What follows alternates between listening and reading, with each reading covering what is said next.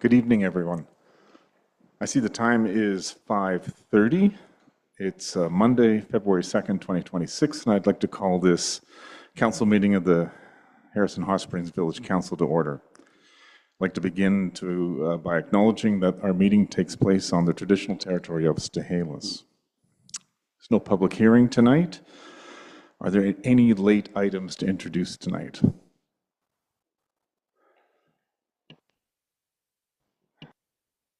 Councillor Fascio.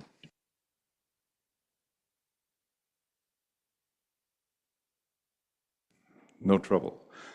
Seeing no late items, go to approval of agenda. Can I have a motion to that effect, please? So moved. Moved by Councillor Fascio, seconded by Councillor Jackson. CAO Cook. Thank you very much, Your Worship.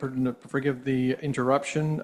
Just would like to speak to the removal an item from the agenda, please. Seeking to remove item number 15E. Staff and the applicant spoke earlier today, and the applicant has requested that it be removed from the agenda for tonight and be placed on a further future agenda. Could I have a motion that we remove item 15E from the agenda? Moved by Councillor Schweinben, seconded by Councillor Jackson. Discussion on that motion. I'll call the vote. All in favor? Item E is removed from the agenda. I would also like to move that for tonight, we also remove item 16C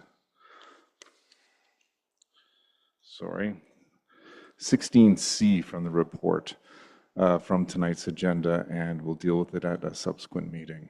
I'd like to make a motion that we omit and remove item 16C.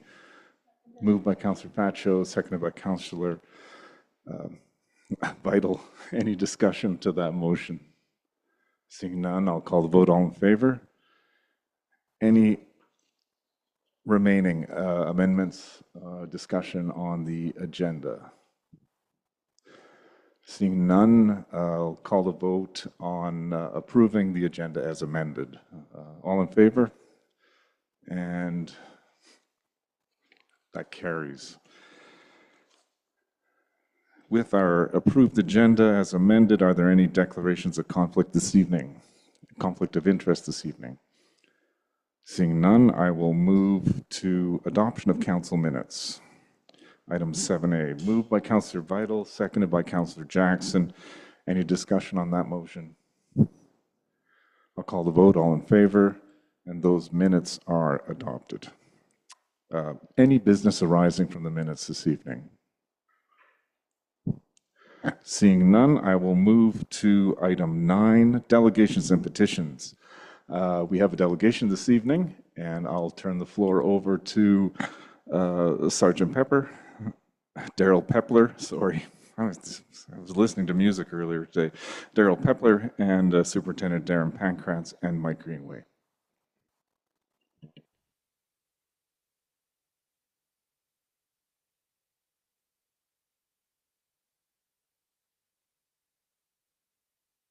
And we got talk. All right. So thank you everyone for welcoming us. Staff Sergeant Daryl Pepler for the record. Yeah. So what I did here is I put together a presentation, and it's a bit of a, I don't want to call it a hodgepodge, but it's going to cover a lot of different things, but quickly. I went over some of the stuff that I found that people were interested in. First, the current state of the detachment. When I arrived in August, our frontline resources were at 40%. So of 10 constables, I had 4 on the road. We are now back up to 8. And we do have, unfortunately, a couple of members that are off on a long-term sick, so we're working to get them back. And then we put one of our constables in a plainclothes unit. Our general investigation section, we are supposed to have a corporal and a constable. We have a corporal, an acting corporal, a constable, and we were able to steal a headquarters officer. She's doing some return to work, and we're just keeping her. No one's asking for her. We're not saying anything, so we've had her for quite a long time.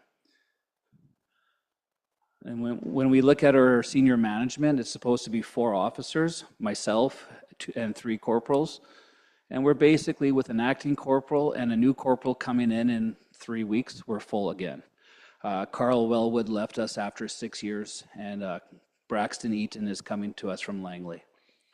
Office staff, we're looking good as well. 2 full-time public service employees, a full-time muni, a part-time muni, we got victim services, and 4 security guards with 2 more coming.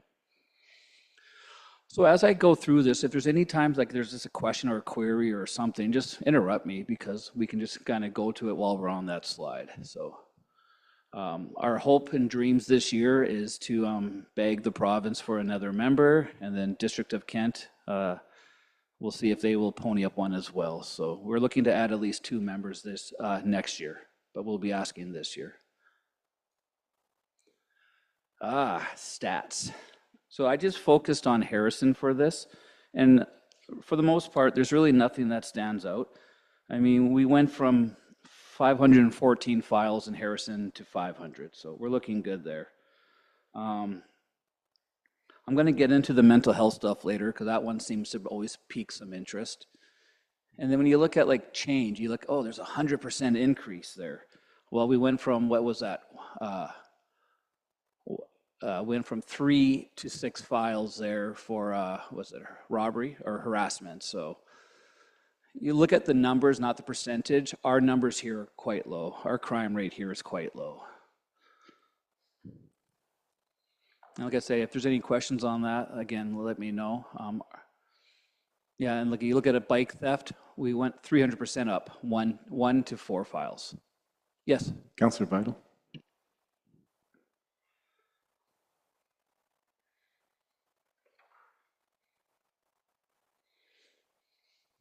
Thank you, Sergeant Pepler. Just looking at the stats and the file count under the mental health related calls, it looks to me like there was a substantial decrease.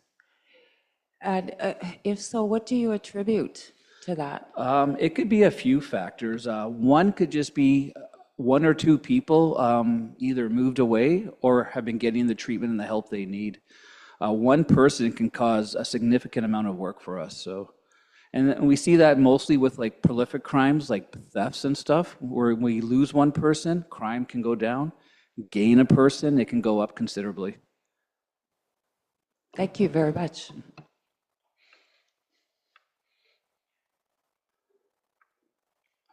Councillor Pacho?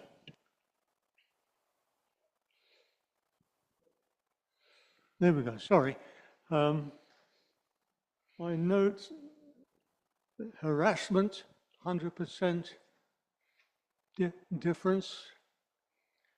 Yes, we went from 3 files to 6 files. Is that because we're not being nice to each other? It could just be how we scored the file as well. I mean, yeah. Yeah, so it's, but it's still files you have to deal with, correct? Every file gets dealt with, yes. And I noticed the other one is the 300 on the, is that auto theft?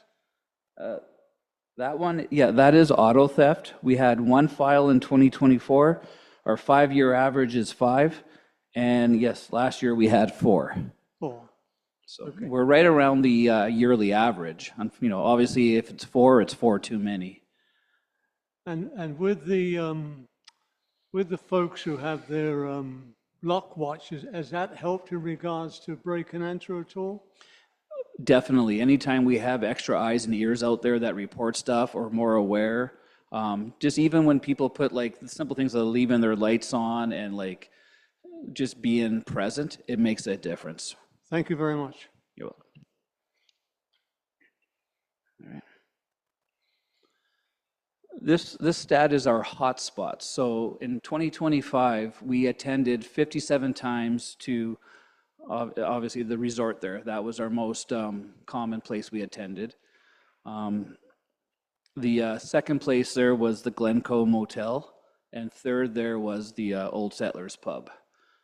And then looking at our top 10 files of what we come for, suspicious persons and vehicle is the main file, which when I did the Popcom one, it was like not even close to second. Like the number one cause there was traffic. So here, someone mentioned earlier about traffic, and everyone should be doing 30. True, in the 30 zone, of course. But traffic is on fourth on this list of our most common files. And check well-being, that's always a very popular file. So us in the community. So like I said, I arrived in August. Our resources were down considerably, but despite that, our goal and objectives are always to be out in the community. So whenever we get an invite, whether it's the Terry Fox run that we participated here, to the fall fair, to just, the Stuff the Cruiser, yeah, we like to do it. It's one of those things where everyone thinks policing is, drive the car, catch bad guys, but the community stuff we really push on, and like I say, we get the invites, we'll do everything we can to be there. So I'll go over victim services. We do have a full-time victim service worker, and she has some part-time help. What they do is invaluable. It's obviously something as police, we just can't deal with it to the level they do. And I asked her, what are some of the things she does? This is just a snippet of what she does.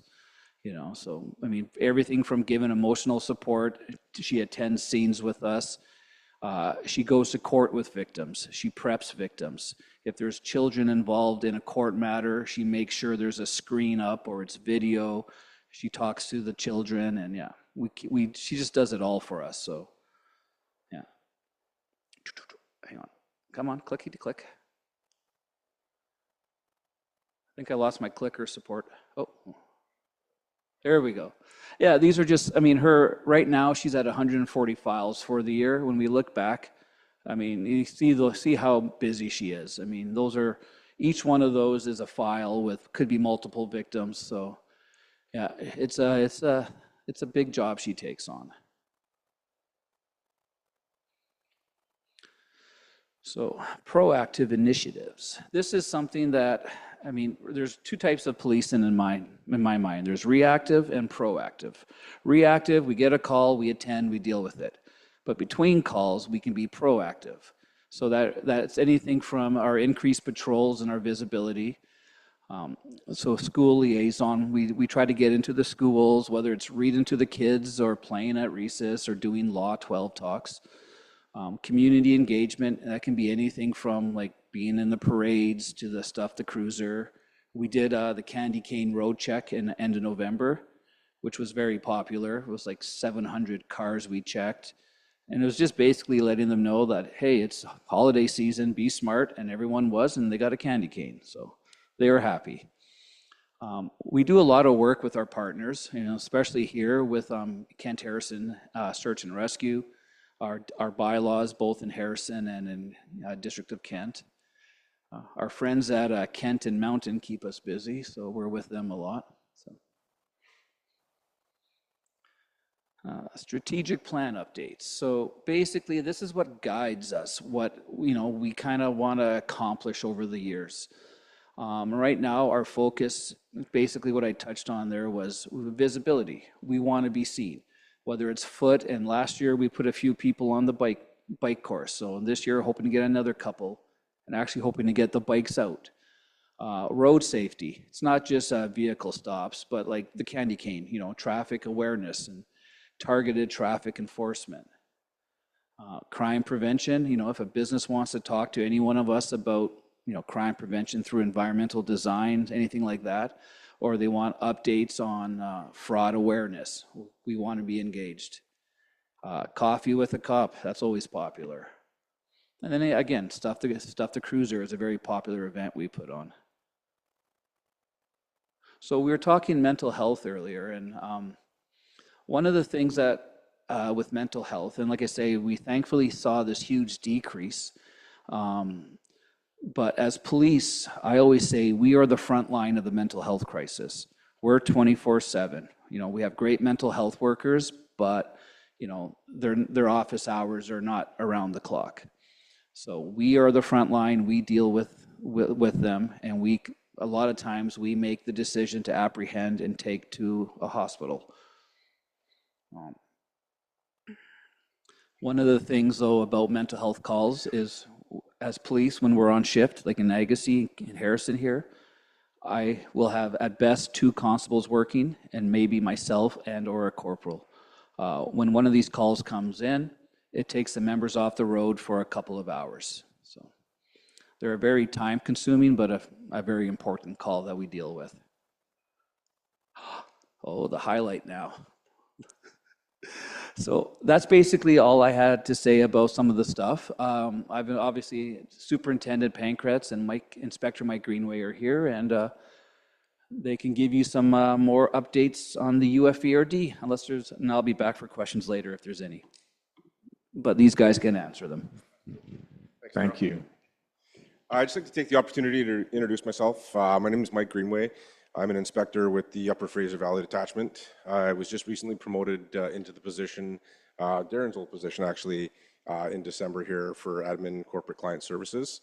So as part of my job, I'm overseeing the Agassiz, Hope, Boston Bar Detachment, as well as all the internal transfers and budgetary items. As Daryl touched on, we're at about 80% right now for the detachment here. Part of my job weekly is working with Surrey Detachment, all the members that want to transfer in and out of Surrey as it kind of closes down. So we're just trying to maximize who we can steal and who we can bring back out to the valley. So I've got 25 years service, 14 of it I did here in Chilliwack, part of the drug section, property crime unit. So a lot of experience working out here and living out here. So I recognize some familiar faces through kids' sports and places they've worked over the years. So yeah, some familiar faces, and happy to work with you guys going forward. And again, just want to introduce Superintendent Pankratz. He's the OIC, and I think he's got a few words as well. Thanks, Daryl. Thanks, Mike. Yeah, it's great to have a full team. To take the interim label off, which we've had for a number of years. I think I've stood here for a while saying interim detachment commander, interim this and that. And so it's nice to be able to say, no, these are the folks in the job. Daryl was a little humble in the room, missed that he didn't announce that he got second place at the goat milking contest. So we, I think it was second. So it was we're working with him to see if we can get up a little bit, but it's been great to have him in the role, and then with Mike in role now as well. He also oversees the Indigenous policing portfolio as well, so it is a full plate that he's got and juggles it well, so it's a great addition. A couple of quick updates just kind of from a detachment leadership perspective. Body-worn cameras are still coming, but we don't know when. So we stood here before and said body-worn cameras were going to be coming in 2025. They did come, and then they left. We're still waiting for some wrinkles to get ironed out between the police and Crown, essentially, when it comes to how we disclose information captured on that body-worn camera. So the latest timeline that we've got is August of this year. I'm not holding my breath, but that's the date I've been told. So we will, quite frankly, wait and see. In advance of body-worn cameras being deployed out to our team, we'll come back to council and to your worship and make sure that community is aware that these things are coming. How do you tell when they're on, when they're not on? We'll unpack some of those details just so the public can have a little bit more confidence. But suffice to say, for the time being, they're coming soon, as I used to tell my kids, because I didn't actually have to commit to a timeline. On the staffing front, like Daryl said, we are excited to have Corporal Braxton Eaton come and join us. So he'll be coming later this month. We have put in requests to the province for additional resources. Our request this past year was for a sergeant and two constables. We have not gotten feedback on that. Mind you, we have not gotten feedback on the last 3 years of requests that I've submitted to the province. So just for an awareness around the table, we do advocate to the province for additional funding for the provincial areas, and we receive the feedback when we receive it. So that's kind of where we sit on the provincial staffing front. We have gone back to the District of Kent for additional municipal resources. So that's a discussion that we'll have with them throughout this coming year. But the province has still been a bit of a challenge to try to get additional resources for. FIFA. It's a big issue coming for us. I'm not sure really what the impact is going to be locally, but for the RCMP, we are committing resources to support FIFA as it rolls forward through the Lower Mainland. What it's going to mean is essentially some of our resources, up to a maximum of 10% under the police agreement, are allowed to be allocated towards a major event. So FIFA's coming. We are going to be kind of on, we've got a RCMP leave restriction from June 8 to July 24, and we're going to be kind of supplementing resources during that time. So the advantage for particularly for the Agassiz and the Hope detachments are that the reality is that the FIFA impact should be relatively low, and nobody's allowed to take leave because the RCMP says so. So we might have a few extra people kicking around. So we'll wait and see how it all plays out. But all that to say is that we are planning some contingency around FIFA-related events. We do anticipate, and for those of us that are soccer folks or footballers, as the traditionalist would say, soccer fans are a bit of a unique beast. So we are preparing for the world to come to the Lower Mainland, and we'll see what that ends up looking like. Last and not least is the drug decriminalization exemption has now expired. So as I'm sure we're well aware, the province has walked that back. The exemption was concluded as of February 1st. And so as of now, we've done some retraining with our teams to ensure that they're up to speed on what the current policy and legislation is. And we are going back to enforcing drug possession and use as we did prior to decriminalization. So it is certainly not something that we are intentionally targeting, particularly around recovery or substance abuse kind of centers or safe injection locations, none of which we have here in town. But it is something that we are alive to and are certainly taking proactive steps to enforce drug use as we did prior to the decriminalization. So for the community's comfort and safety, that is something that we've decided and taken intentional steps to make sure that we're pushing that agenda forward. And that is it for us, really, unless there are questions Your Worship or Council wanted to ask.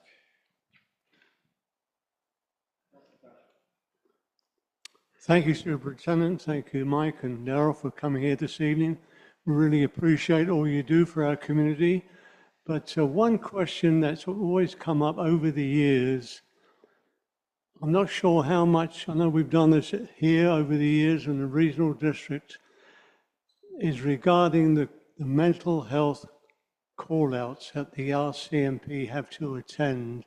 And where it's one officer or two, whatever the case may be, they're off the road and they have to wait in the hospital till the patient is taken over by a doctor.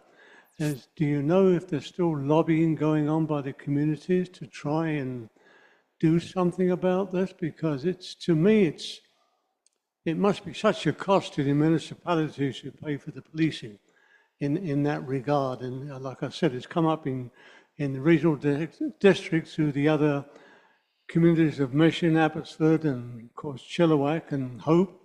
So I was wondering, is there much that, or is there something that we can do to keep on lobbying regarding this situation where it's taken urgent, important people, although they're not dealing with an urgent matter, don't get me wrong, but they're off the street and they're sitting in a hospital there where, you know, they're needed on the street, where there should be other resources to help these people who need the help. Thank you. I was just pulling up some stats, and thank you, Your Worship, through to Councillor Fascio. And some of these they're for the entire regional detachment. So I don't have and Daryl might have this breakdown just for the Agassiz or the Harrison area. But for instance, right now on average, mental health calls that we take across the detachment in November was 250. In October was 216. September was 275. We tend to sit kind of in that high 200, low 300 number. And so each one of those, then when we apprehend somebody, when we apprehend typically around 50 to 60 people per month. So on average, that's 2 a day. And you take them to the hospital, and then you wait at a hospital. And on average, right now, our average wait time is roughly 80 minutes. So that's an hour and a half times 2 per person times 2 per day. That's what, as a regional detachment, that's what we spend on police officer time in the hospital. I was talking to my counterpart in Maple Ridge today, and he said that based on his numbers, his city is funding 1 police officer to sit at the hospital all year. So that is part of the mental health crisis. Right now, the Mental Health Act dictates that we apprehend, we deliver to the hospital. Even once we're at the hospital, the nurses have checked the patient in, they're waiting for assessment. We cannot turn over to security. The act says we stay until until the doctor takes custody. So it is a very real challenge for us. And for a small detachment like Agassiz, the percentage that it pulls off the road is significant.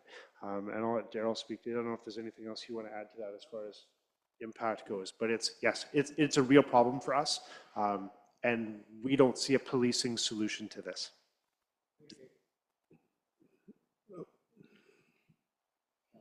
Oh, thank you, Mayor Talon. I just want to follow up on Councillor Fascio's question. When that happens in Agassiz and one of our members are pulled off the road and they've got to go to Chilliwack General, do you then infill with another car member from Chilliwack? Short answer is no. So like I say, there's been times where I've gone and taken the person to the hospital and sat there for 2 hours because it leaves 2 members here, and we don't like to go under 2. So if that does happen and something big happens, Chilliwack will support us, but that's only if like it's a major file. At that point, we just go down to the 1 officer for the communities. Wow. Okay. And on that note, and this is a general question, when a DUI happens, our car is pulled off the road for 7 to 30 days or whatever it might be, or our license is taken away for 30 days. Do you think we'll ever get to a stage in society where we can pull people involuntarily into care and get them off the street for an extended amount of time and force or really encourage treatment? Are we getting to that stage? And should we? Because I assume that you mentioned 300 calls per month. It's probably a lot of the same people over and over again that you see in the same files. And can't we just get them involuntarily into care? I've heard more discussion about forced care over the last few years than I've heard in the last 20 plus years. It is something that's being more and more considered. However, there's so many legal arguments against it and even medical arguments. At the end of the day, people are going to want care for it to work. Forcing them, yes, may help some, won't help others.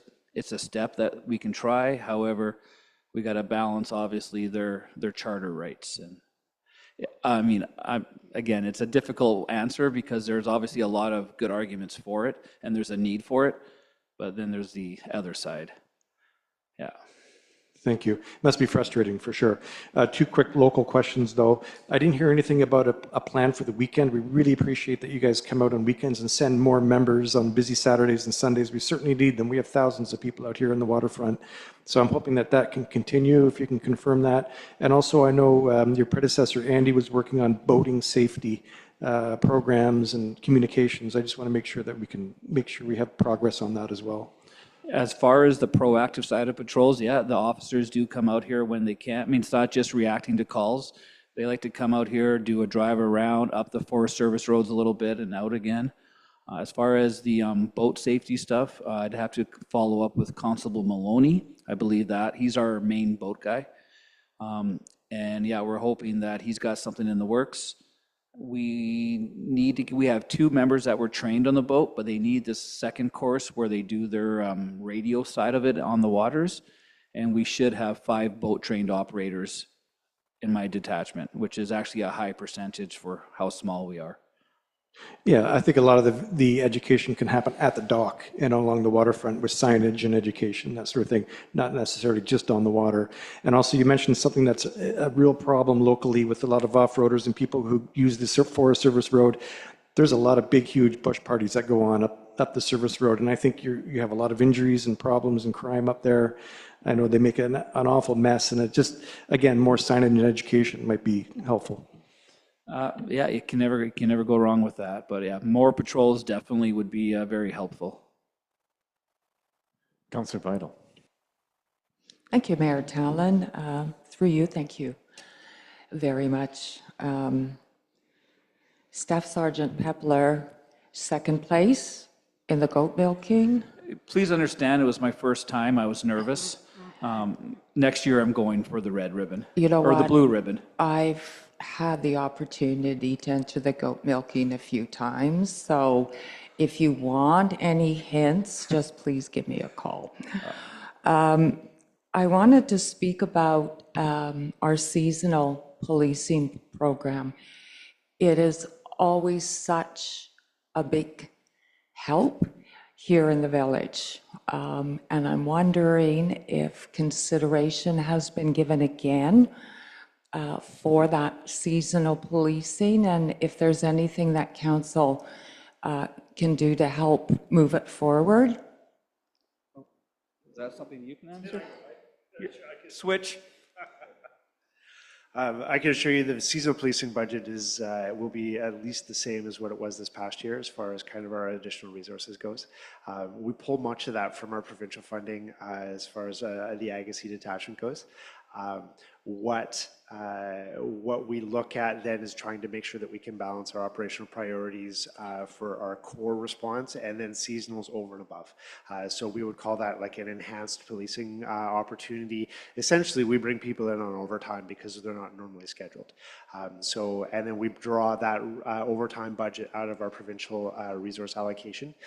So yes, the other thing that we're still very much in favor of is early intervention. So the idea being of set the tone early is much easier to then manage the tone as opposed to trying to catch up to a poorly set expectation. So what I mean by that is heavy presence early in the season and then perhaps a tapered presence later on once we've established the fact that people understand how to enjoy the facilities in the area appropriately rather than trying to play catch up after the fact. Yeah, thank you. And just one other quick question there, Talon, is I know we had the discussion about, mental health concerns and whatever, and I'm just wondering, have you seen like an increase in, say, unhoused or homeless persons here in Harrison? I don't know that we've seen necessarily an increase here or even in Agassiz for that matter. The District of Kent still remains relatively low, and a lot of that is because, to be honest, there's just not a lot of resources for those folks. We have continued to see growth in that area, in that demographic in the city of Chilliwack, and it's a challenge. We're trying to do our best to track people that are new to Chilliwack. Because we do know that there are people that are unhoused that are coming to Chilliwack specifically, believing that there's resources that they'll be able to tap into, and then they're sadly disappointed when they realize that those are at capacity. So we haven't yet really seen the trickle out. The one issue that I know Hope certainly is dealing with is people living out of vehicles and recreational vehicles and abandoned RVs, those kinds of things. Again, we haven't seen a drastic increase in that locally, but it is something that, to be honest, is kind of on both sides. They just haven't decided to, again, because there's a little less opportunity in District of Kent or even in Harrison to be able to do that in a sustainable manner.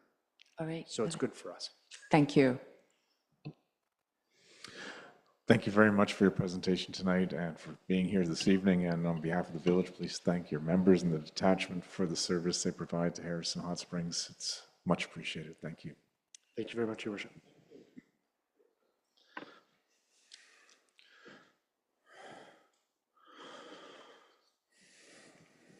Item 10 on our agenda is correspondence. Could I have a motion to receive the correspondence this So evening? moved, Your Worship. Moved by Councillor Faccio, seconded by Councillor Schweinbenz. Discussion. Your Worship, Go ahead, Councillor Faccio, sorry. Thank you. I would like to have for us to support the letter from Mayor Victor Smith from Hope regarding the teaching of carpentry at the UFV school there. I think this is a great way for the young people to get into apprenticeship and start learning. I know they do welding there in Hope, which is also for our school here, it's all District 78. So I think this is a worthwhile support letter to move that sort of idea along there in Hope. So I'll make that motion that we send a letter of support to the Mayor, Victor Smith, the Mayor of Hope, regarding the UFE school. I will support that motion once we have moved and passed receiving the correspondence.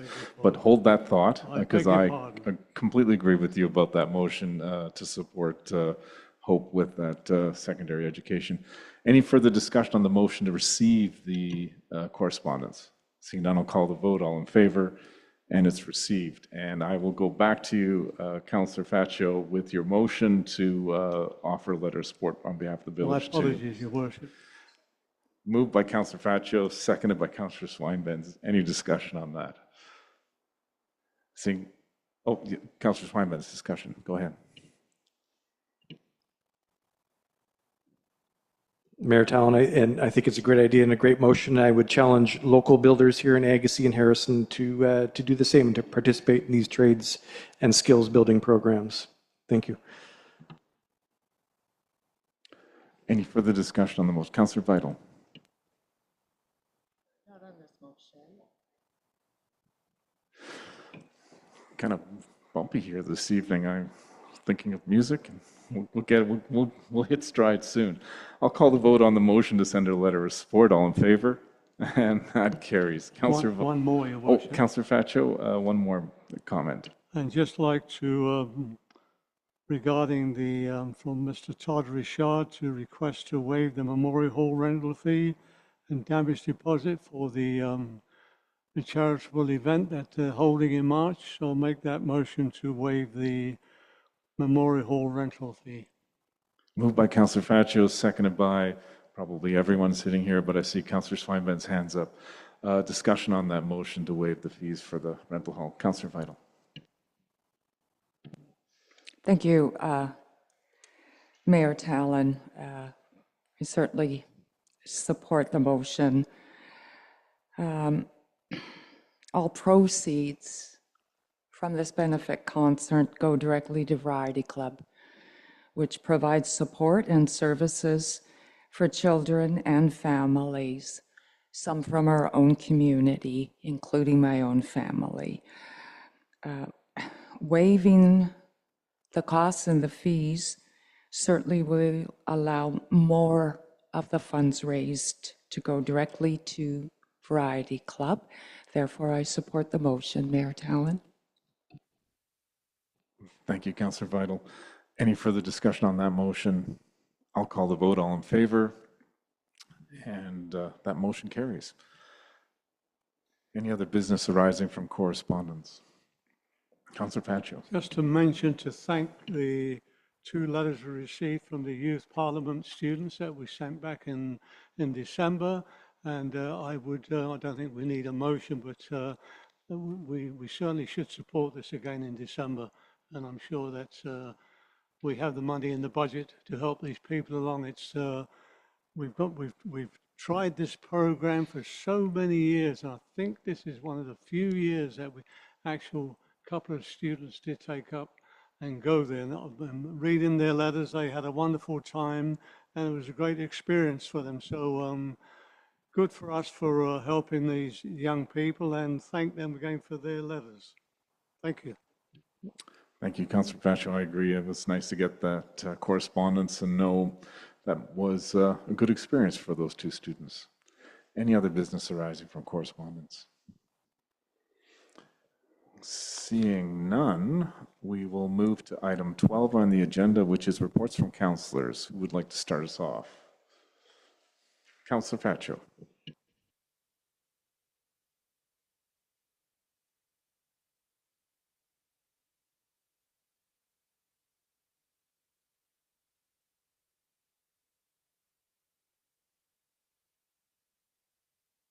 On the 21st of January, I attended as with other councillors, attended the open house regarding the emergency planning.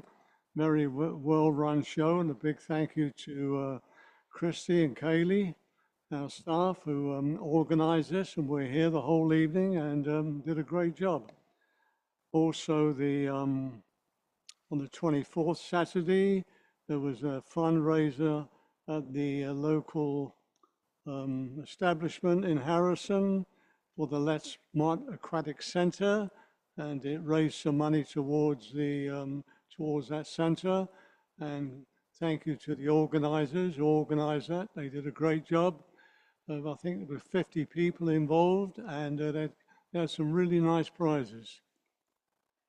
And the last is to congratulate, some of you may have seen it, that the Business Excellence Awards in Chilliwack, with the Chilliwack Chamber of Commerce, our local Muddy Waters received the dining category first prize. So congratulations to the owners of the Muddy Waters for that great award. At the regional district, this was the Region of Corporate Services on January the 15th, the one main issue which I've already brought up here, and I brought it up there regarding the cost recovery for FOIs. So the staff is looking into that to bring something forward, or maybe hook onto our LMLGA resolution that Councillor Vidal is bringing forward. So that was quite a discussion on that. I do not believe that it reflects the full recovery of the cost of FOIs, the amount of time that the staff take on this, and that should be taken into consideration.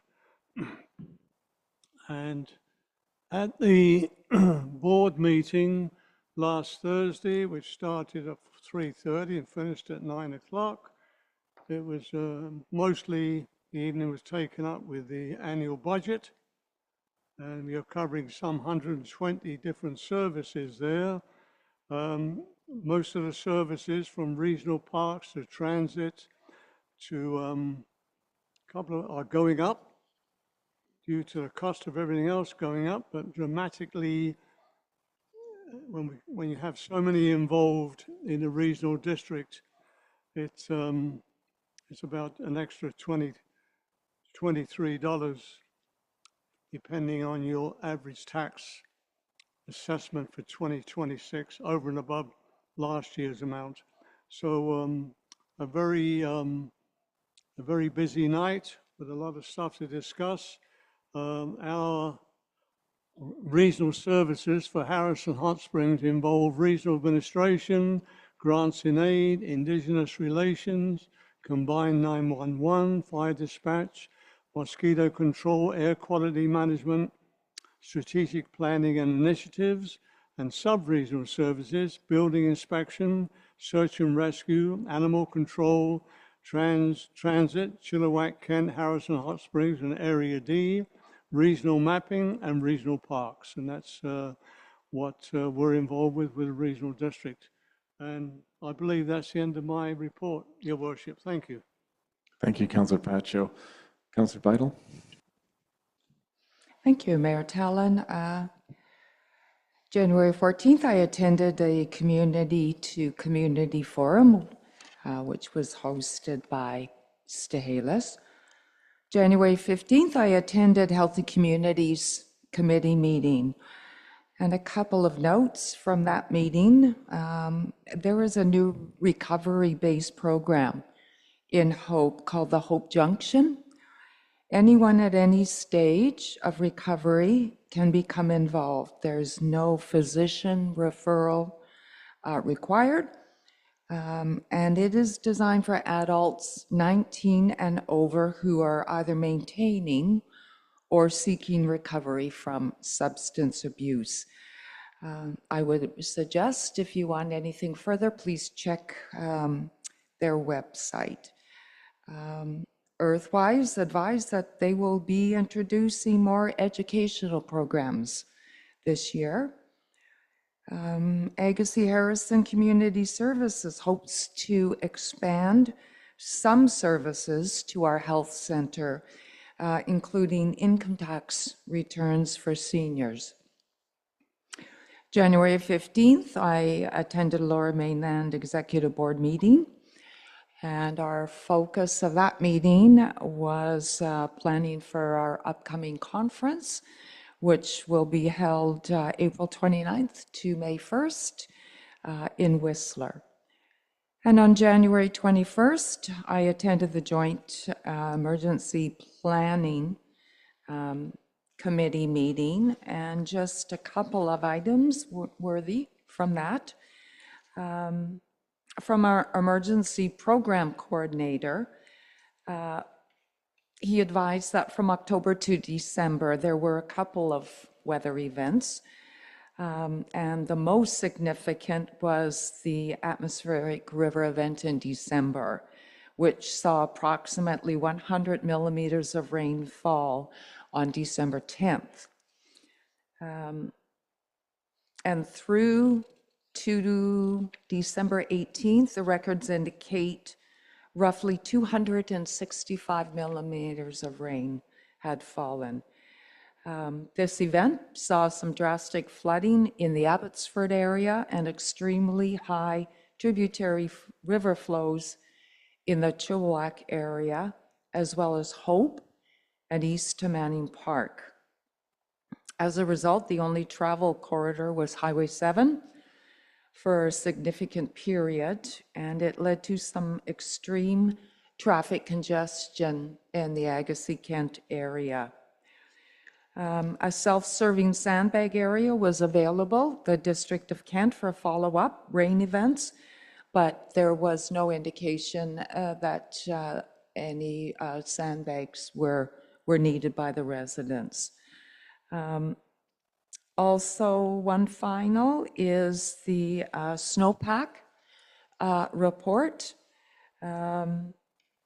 This comes from the BC Ministry of Waterland and Resource Stewardship. And they're indicating that as of January 1st this year, the provincial snowpack is slightly above normal, averaging 107% of normal. However, reviewing the statistics, breaking it down in our area, which is considered the Lower Fraser, we are only at 81% of normal. And that is because of the rather mild winter that we have. So these reports come through monthly, and the next one is scheduled for February 10th or February 11th. So, and that's the end of my report. Thank you, Mayor Talon. Thank you, Councillor Vital. Councillor Jackson. Thank you, Your Worship. January the 22nd, I met with the Canadians in Bloom, and we met with our gardener. We had a very good conversation with him. We outlined what we can do and what he is all right with. So we'll be working with him on a day-to-day basis once we get started in February and January, going to make this place even more beautiful than what it was last year. I can assure you, you'll all be very surprised. Tourism Harrison meeting I went to, it was a very good, with their financial statement. They are in good financial position. They had a presentation which I want to see the council. I'm going to try to see if we can get a delegation to come and do the presentation on looking forward. One of the things that we have to guard against in the tourism part of it is getting stale. And, you know, we have certain things that happen. We have to get new things going and new ways of developing our tourist industry. And that's what they're trying to do. So we'll carry on with that in the future. And I did go to the fundraiser, and that was a good event, and I hope they raised a few dollars for our pool going in Agassiz. Thank you, Your Worship. Thank you, Councillor Jackson. Councillor Swinburne. Thank you, Mayor Talon. I'll try to be fast. There wasn't a meeting for the Agassiz Harrison Historical Society this month, but they are very busy renovating and particularly painting. So I think they open up next weekend, and you'll notice a brand new refreshed room, both in the lobby and in the main exhibit hall. So it'll be fantastic. I'm looking forward to it. We had a community futures meeting last week, nothing to report there. I also attended the fundraiser. It was good fun. The fundraiser for the pool, I should say. It was nice to see a bunch of folks from Agassiz and Harrison to contribute to it. And the night of the evacuation talk raised both questions and concerns and lots of great dialogue. So I'm looking forward to the report that comes out. And just to, also wanted to mention about that something that Councillor Fastro said, and that is with regards to Muddy Waters. And wanted to make the comment, I've known Richard and Jenny for a long time, and they didn't just win because they've got fantastic food, but particularly they were nominated because of their community contributions over many, many years. They've been a fabric of this community. They have employed and inspired and trained hundreds of young people. And, our village is full of really good restaurants. And this is just one example of it, and an example of why we should be supporting the businesses as much as we can. Two other local businesses were nominated. Lodge on the Lake were nominated for top accommodation, I believe, and Fraser River Lodge as well, I think, for top Indigenous business. So we have lots of great business people in this village, and we should celebrate that. So congratulations to Richard and Jenny of Muddy Waters. Thank you. Thank you, Councillor Schweinbenz. Item 13 on our agenda is reports from Mayor. On the 13th of January, I attended a Chamber of Commerce meeting, and on the 14th, I also attended the community-to-community meeting at Stehalis. The 15th of January had an age-friendly committee meeting, which went very well, and on the 20th, Agassiz Harrison Community Services Board meeting. On the 21st, I also attended the Joint Emergency Committee meeting in the morning, and also in the evening, the emergency planning event that was here. That was, I thought, fairly well attended, and lots of good input and engagement there. And I also attended the Harrison Festival Society AGM on the 21st. And they also had a fundraising event here on Saturday evening, music bingo. I didn't win, but I didn't have to do the walk of shame either. But it was a very fun evening, and I think it was sold out.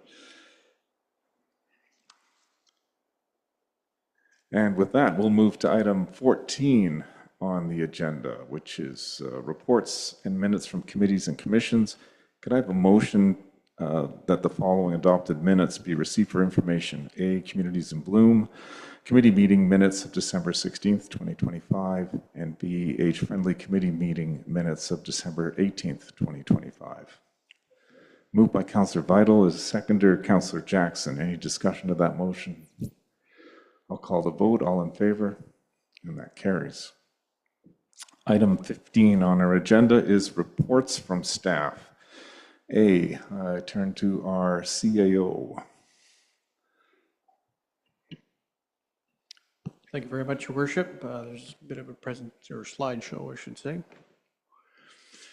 Good evening, everyone. Thank you for joining us. Tonight, we're here to, we're excited to share an important community initiative, the Civic Campus Project, Building Tomorrow Together. This project represents a unique partnership between the Village of Harrison Hot Springs and School District 78 as we explore how to meet the needs of our growing community for now and for decades to come. To begin, here's a quick overview. This initiative is a partnership between the village and the school district. Together, we're exploring how a shared civic campus could support both educational needs and municipal services. The proposal focuses on constructing a new school and transitioning the existing school into a multi-use civic area. The location would combine school district land and the area known as Firehall Park. Why now?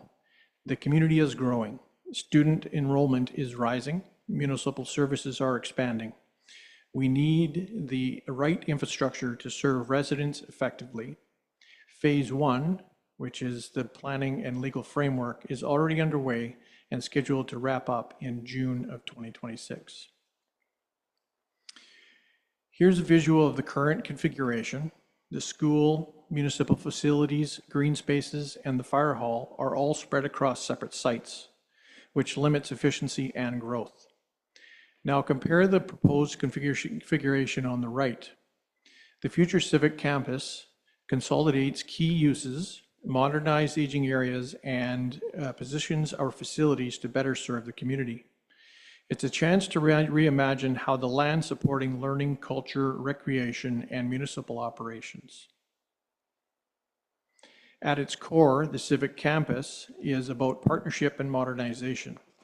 The province would need to fund a new school designed to meet current and future learning needs.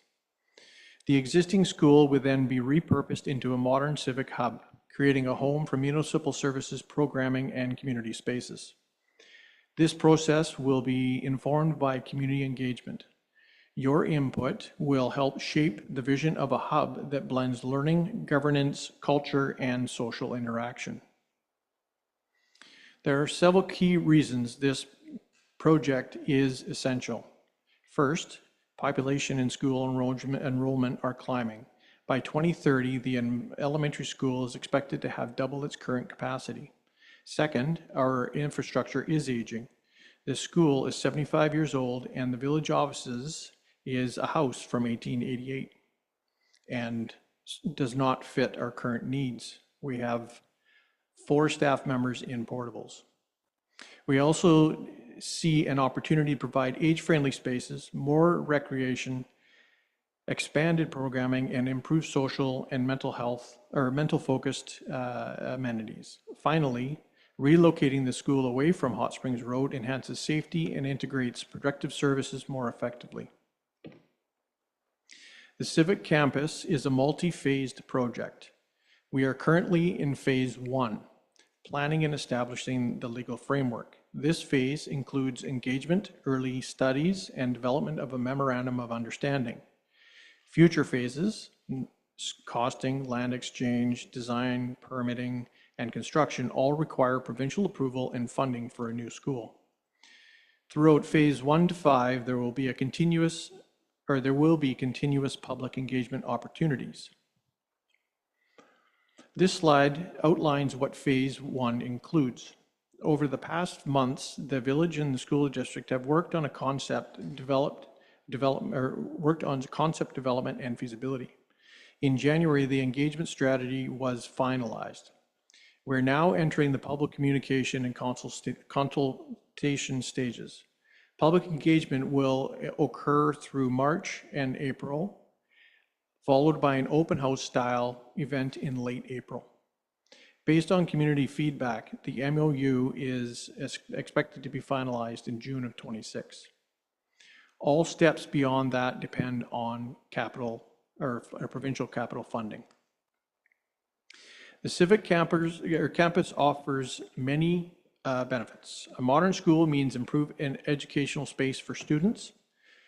Recreational and social amenities could serve residents of all ages, consolidating municipal services, strengthening efficiency, and improves public access.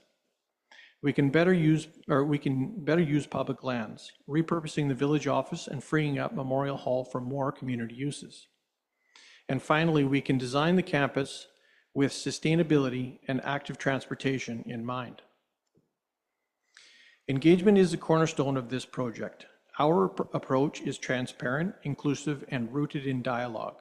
A key priority is culturally respectful engagement with Stahelis and other First Nations communities.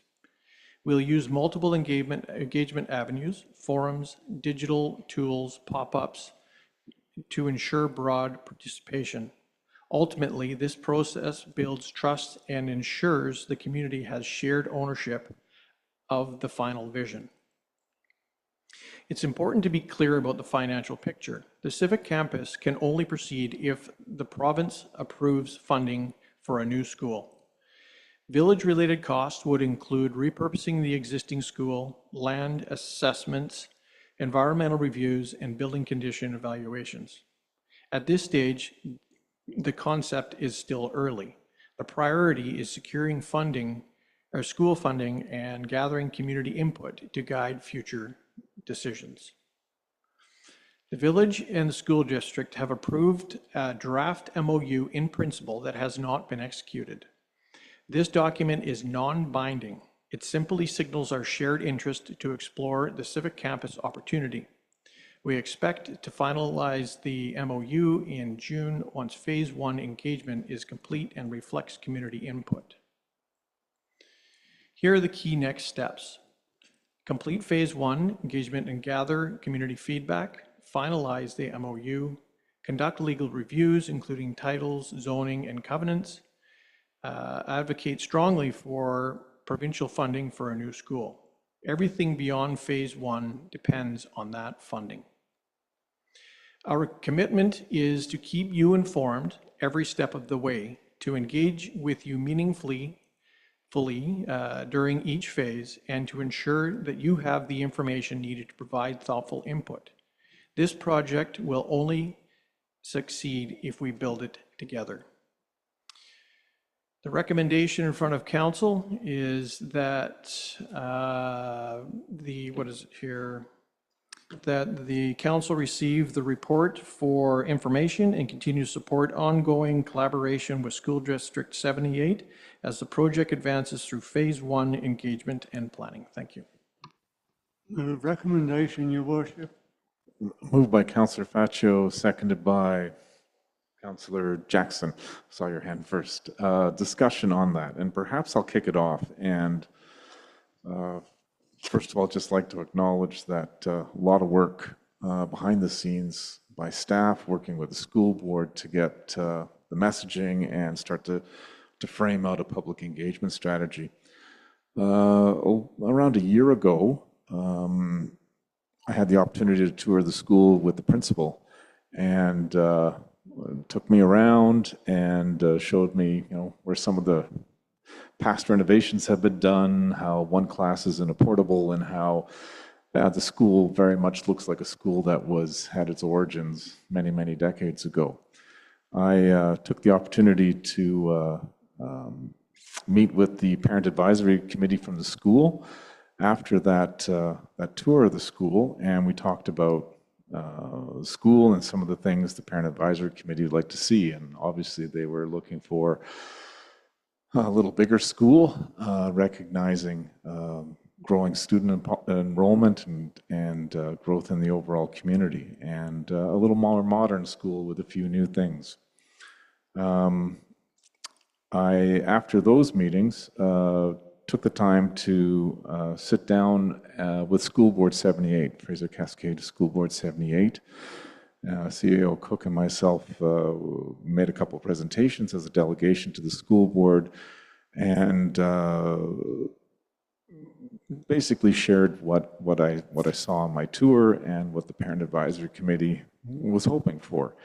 Our delegation was well received.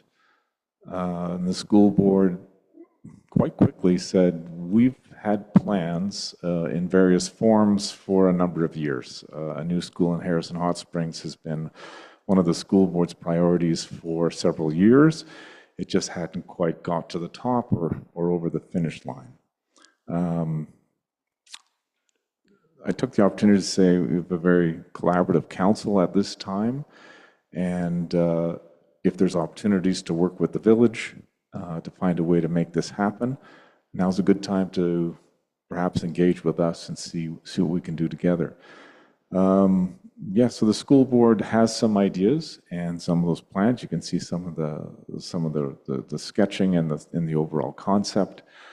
And mentioned this at the UBC-M conference last September, and noted that to the various ministers that we had meetings with, that there's an opportunity here for the village and the school board to work together for all residents. I've heard in other forums in the village that it's really not this village council's business to worry about new schools, and that's a provincial responsibility. And I disagree. I think our village is a small village, and to do things that benefit the whole village, at times we need to collaborate with other agencies, other levels of government, and I think this is a really good opportunity to see what we can do. I think there's benefits for the whole community with a new school. I think there's benefits to the village with looking at the opportunities repurposing the old school might give, and all the ancillary and secondary and third level opportunities that might arise with this project. I do agree with what's in the presentation here that this is a longer term project and a multi-phase project, and we intend to go, I think, slowly, carefully, listening and engaging the community regularly, often, and we've started that. So we look forward to more opportunity to hear from the village, to see if this is a good opportunity to pursue, and the implications of pursuing it and what we might do to make that happen. So I think this is an exciting project for the village. I'm hoping the province finds the resources and the funding for a new school this year, which would be great, and then we would really start moving on it. But we'll have to wait for the provincial budget to be adopted by the Legislative Assembly. So I'll stop there and turn the floor over to Councillor Vital. Thank you, Mayor Tallon.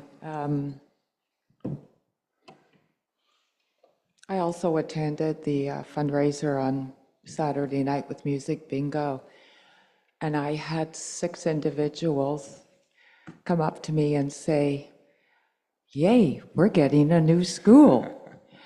So I took some time to explain, but I think for people in the gallery and watching online tonight, I think it does need to be emphasized that these ideas are only at conceptual stage right now. No final decisions have been made and no locations approved, and no committed funding from the province for a new school. What is currently being discussed and what I do support is the possibility and an early exploration of how we might meet the future needs of our community. It will be essential for residents and families to have the opportunity to ask important questions, share their concerns, and provide feedback before council considers any next formal steps. We're at the beginning of a conversation, and as more information becomes available, your council tonight has made the commitment that it will be shared with our community in an effort to keep our families informed. Thank you, Mayor Tallon. Thank you, Councillor Vital. Councillor Patchett. Thank you, Worship. I think it's a great project. I want to thank the mayor and the staff who have been very busy with the school district and other agencies trying to deal with this. We did our part at UBCM, like the mayor just made comments about, in trying to convince them that we definitely need a school. But as Councillor Jackson will remember, back in 2007, we had the plans and ready to go to build a new school there. Remember, Al? We had the minister here who thought it was a great idea for the community and the province to work together to build a new school, and we had it. Unfortunately, the government's changed, and like everything else, that went on the back burner. That was 17 years ago, so that was the last we heard about it. So I think this is a wonderful way to start the process. Like Councillor Vital said, it's just a conceptual. We're not into nothing serious yet, but we're getting out to the public. This is what we've discussed with the province, and let's keep our fingers crossed and hope that the funding will come through for a new school for Harrison Hot Springs. Thank you. Thank you, Councillor Vacho. Councillor Schweinmans. Thanks, Mayor Talon. When I lived in Abbotsford about 8 years ago in our neighborhood, they built a beautiful new elementary school from K to 6. And there was a vacant lot just down the street from where we lived for a couple of decades. And like I said, they built this big, beautiful school and didn't ask anybody for input. I don't know what level of input they had from the community at all, but certainly none from our neighborhood. And then they built a beautiful fence around it. So they have a state-of-the-art school, but it's not a community school. And my point is in all this is that, you know, we don't know what the future is, but if we make this a community school, a Made in Harrison vision, then we will have some input. The ministry and the school district could have just built another school without our input, but this ensures and enshrines that our community has some say in the vision of the school. And I just really want to congratulate the staff for taking this opportunity to do that. And the reality is, we don't know what enrollment's going to be like 10 years from now or 5 years from now. It could be that even though our vision is to bring more young families to Harrison Hot Springs, it may not happen. We don't know what the future is going to be, but that'll be up to the ministry and that'll be up to the school board. But by having at least a roadmap, we have some control. We are partners with them, and I think that'll be great for the community. So I encourage the public to get involved. There's going to be some give and take, some trade-offs if this actually happens. As an example, you can see from the map that Fire Hall Park will be compromised in a big way. So I just want to make sure, and it's in here, that we have environmental aspects covered on this, so that if we are taking down a lot of those trees, that we are going to replace them in a big way from an environmental point of view. So I know that our community will hold us to task on that. So good job for staff, and thank you, Mayor Talon, for taking the bull by the horn on this one. Thank you. Thank you, Councillor Schweinmans. Councillor Jackson. Your Worship, the only thing I got to say, I have to say not, is that the positives outweigh the negatives, and a brand new school in this community would be fantastic. It is wonderful to see children walking to school. I think there's going to be a lot of parents who will move here. I think we just have to take it one step at a time. I mean, if you look at Surrey, they need 25, 30 new schools, so far behind. So if we get it approved, that's going to be a miracle, and we can all celebrate with a glass of champagne. And keep up the good work. Thank you, Your Worship. Thank you, Councillor Jackson. I agree. The school is an important part of the fabric of our community, and a new one that's a community school, I think there's lots of opportunities that will enhance the quality of life for all residents. Seeing no further discussion, I'll call the vote on the motion. All in favor? That carries. Item 15B is a presentation from our corporate officer, I believe.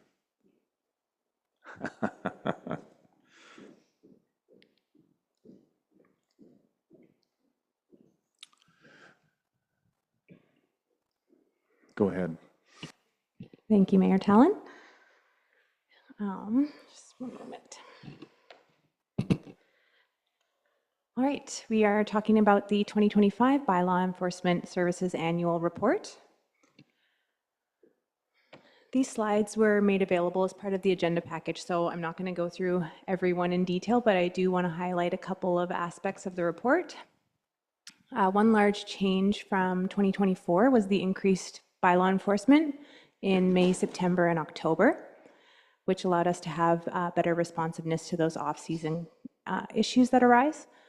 Another change was the boat launch operator was different. We moved away from FBRD last year, so that was a change for by law enforcement. But overall, it was a pretty standard busy summer for them. You'll see a lot of information in this report, and one thing that it can't capture is the bylaw officers working hard every day on the beach in the summer. They're out there. They're often the first point of contact for beachgoers, and they see a lot of interesting things.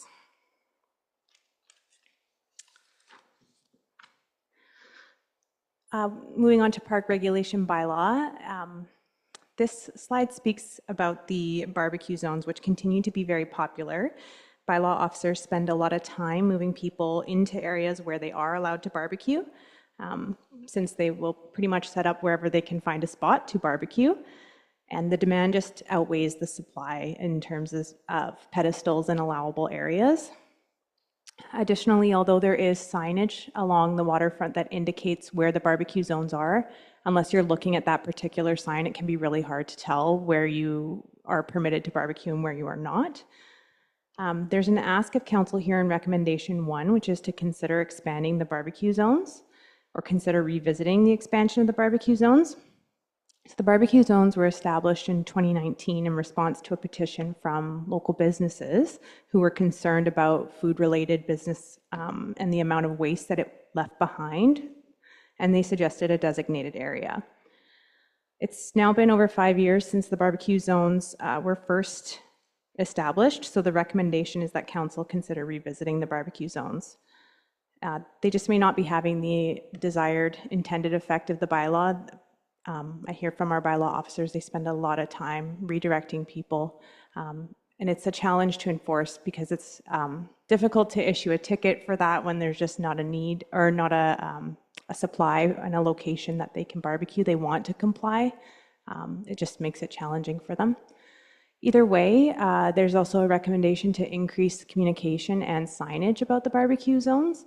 And lastly, this was brought forward actually from the 2024 report as well. There are some issues locating Rendell Park, which as well makes it a challenge when redirecting people to barbecue zones. The location and the entrance is not well marked, and there are some boater pedestrian conflicts that take place in that area as well. One other challenge is that there's no barbecue zone near the playground, so our bylaw officers hear quite frequently that people want to barbecue, but they can't keep an eye on their children playing at the park at the same time. Off-leash dogs.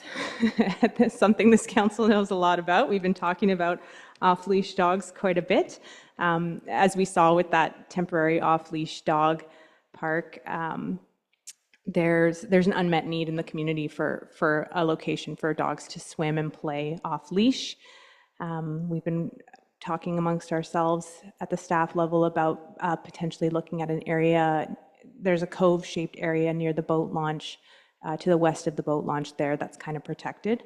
That might be a suitable location to redirect people who are walking with their dogs off leash around the lagoon, which we see quite frequently.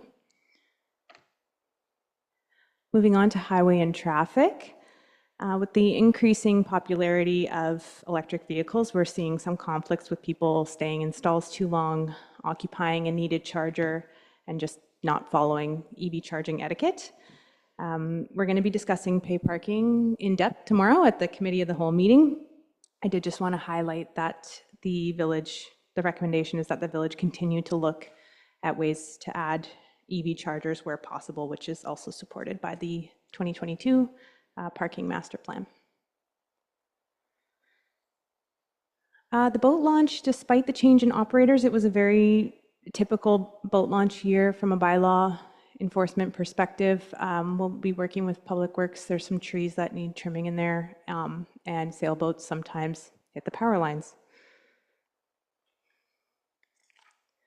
Moving on to the property maintenance bylaw, we had 2 properties demolished in 2025 that had been a source of multiple complaints and also were public safety hazards. So that was a big win for bylaw enforcement last year. We also did a lot of work in 2024 regarding public education for Japanese knotweed and property maintenance, and that paid off in 2025 with fewer complaints. We do have a few overgrown properties we're working with right now where there's evidence of green waste dumping, so we're working on that as well. Another change in 2025 compared to 2024 was the updates relates to the waste collection bylaw. And as council's aware, we partnered with WildSafe BC and did 3 rounds of bin tagging for early curbside placement, and it was very successful in achieving compliance. By the time we did the 3rd drive around, there were very few repeat offenders, so we're happy with the results, and the recommendation is to continue waste collection enforcement early in the spring to help prevent human-wildlife conflicts. Some other files that bylaw saw this year were 2 instances of children lost on the beach, and happily those both ended with positive results. We had a few instances, reports of people experiencing homelessness and sleeping overnight in public areas. We will be discussing electric vehicles like e-bikes and scooters tomorrow as well at the Committee of the Whole. That's another trend that we're seeing is they're growing in popularity. We've also seen quite a few golf carts driving around the village, which they're not, it's not legal to operate them in Harrison Hot Springs as we're not part of the neighborhood golf cart program. There's some statistics there on the screen for you. Highway and traffic saw an increase. Otherwise, property maintenance was quite low for bylaw offense notices issued. And again, very standard, 235 total tickets and 79 letters written. This next slide depicts the adjudication stats for 2025. All of the 2024 tickets that went to adjudication in 2025 were upheld. Of note, there's still 4 tickets from 2024 awaiting adjudication. Lastly, we're looking forward to 2026 with the shift from a contracted to in-house staff position. It's allowing us the opportunity to focus on some larger scale projects, including I&I, grease traps, some of the more complex property maintenance and zoning bylaw matters that require a lot of planning and attention. With bylaw enforcement now operating as part of our in-house staff, it's a lot easier to connect with event organizers and local RCMP, tourism, et cetera, to help make the busy summer weekends run smoothly. So we're really looking forward to that. And like I said, we'll be talking about pay parking tomorrow, but I've heard from our bylaw officer that she's very excited that pay parking and the boat launch are going to be in one system. That's going to make life as a bylaw enforcement officer in Harrison a lot easier. So the recommendation is that council receive this report for information and direct staff to implement the recommendations of the bylaw enforcement officer. Moved by Councillor Jackson, seconded by Councillor Swinebens. Discussion on the motion. Councillor. Oh, there we go. Thank you, Your Worship. I won't get too much into this because I know some of this is coming up tomorrow at the Committee of the Whole, but I will make one suggestion. This came up many years ago regarding a place for dogs to swim and play off leash, the canoe. If you all happen to know where we used to call it the Canoe Cove, where that area is, that was going to be cordoned off there because there's a nice small beach there, enough water for dogs to play around, and it's off the pathway, so that could be cordoned off as a reasonable sized area for dogs there. That's the only. Don't go into Rendell Park because we've dealt with that.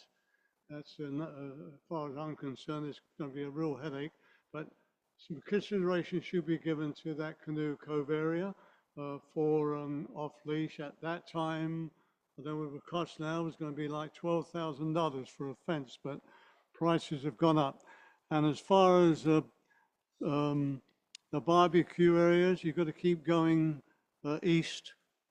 And I think Randall Park is the area to add more tables, but try and work some way out of getting a location where people can unload and get their stuff into Rendell Park.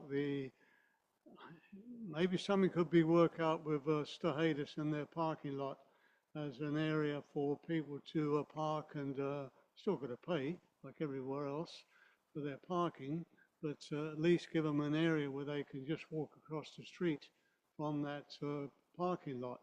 But Rendell Park definitely could do with some more picnic tables, but you have to go east, don't go west because anything west of the bandstand, then you're getting into the restaurant area again. We're adding more picnic tables or barbecue areas. But I'll say, a lot of this can be covered tomorrow. I'll leave it there. Thank you, Your Worship. Thank you, Councillor Faccio. I see a couple more comments. Councillor Vital. Thank you, Mayor Talon. I just going through the recommendations here, and some of them I think are worthy of a little bit more of an in-depth discussion with council. So I'm wondering if you feel it would be appropriate to refer this to a committee of the whole where we can discuss this more in depth. I do have some concerns about the recommendations, and I think it would be appropriate to discuss it at committee of the whole. Thank you. Thank you, Councillor Vital. It is I would concur that it's a broad range of recommendations, some for staff and some for council. So is that a motion to refer this matter to a future committee of the whole meeting then? Yes, I'll make that motion. And I think we can make that in the middle of a debate. Okay. I know there's probably lots more to say, but now we've got that motion on the floor. Is there a seconder to that motion? Seconded by Councillor Jackson. Discussion on the motion. Councillor Schweinbetz. Yeah, and this came up about an hour ago with the fire bylaw too. Sometimes we extend decision making. I think we need to be decisive sometimes.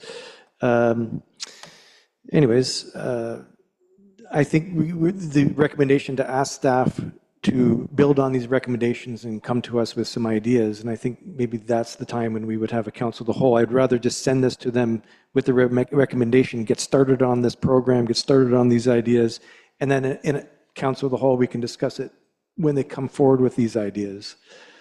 I think I don't want to delay the process because summer's going to be here soon. Thank you, Councillor Schweinbetz. I think if we do refer this in its current form to committee of the whole, we as a council could have a conversation and give some more precise direction to staff, who can then return to council with maybe more precise recommendations on the various aspects in the report. But if reading this, it covers many areas, and a committee of the whole meeting would allow us to express our views, and council staff would be able to take note of that. We could come up with whatever motions to be more precise, so that when we get some maybe a series of recommendations from staff on these various elements, we could then deal with them one by one. And I know pay parking is going to be on, we'll cover off some of these, but I think the off-leash dog park on the beach and the increased number of barbecue pits and those things, I think those are probably good to break apart and deal with discreetly, and give staff a little bit of time to, with our direction, to come back with a more precise recommendation. Any other discussion on the motion to refer to committee of the whole? Mayor Talon, would we be able to get that going in the next couple of weeks then? Like this, along with the fire department bylaw that we wanted to update today? Is that something, some of the stuff is urgent, I think, for the summer and seasonally. Could we do it in the next couple of weeks or next month? I would look, I guess it's for us as a council to see when we can get together. I will ask the corporate officer to see if she can schedule something that's convenient for all of us in the next, before the next council meeting. Would that be okay? We'll look at schedules and understand there's a sense to move on this sooner rather than later. Any other discussion on the motion to refer to a committee of the whole? Councillor Jackson. Make one comment. I seconded the motion, but the more I think about it, the problem is you do not want to bylaw officer to reduce their flexibility. If you've ever been out on collection, on door-to-door collection, it's a tough thing to do. And my concern is we're trying to manage what the bylaw office is doing. They have to have the flexibility to make the decisions in the field. And by doing this and doing that, you just may hamper them and stifle what they really have to do. You can't overregulate it. You've got to give people the opportunity to get out, do their work, and see, and because they know what, it was a great report. I was very happy with it. And I don't know what you're going to do to change it. Thank you, Worship. Thank you for listening. Thank you, Councillor Jackson. Any further discussion? I'll call the vote. All in favor of the motion to refer to committee of the whole? All in favor? And that carries. Opposed, I'm sorry, Councillor Schweinbenz, you're opposed.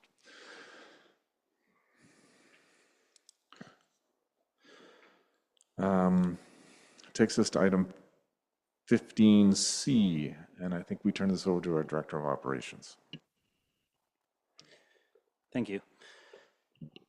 This report is to provide Council with an update on the Lillooet West Streetscape Enhancement Project, which includes a summary of costs, funding sources, and the proposed schedule.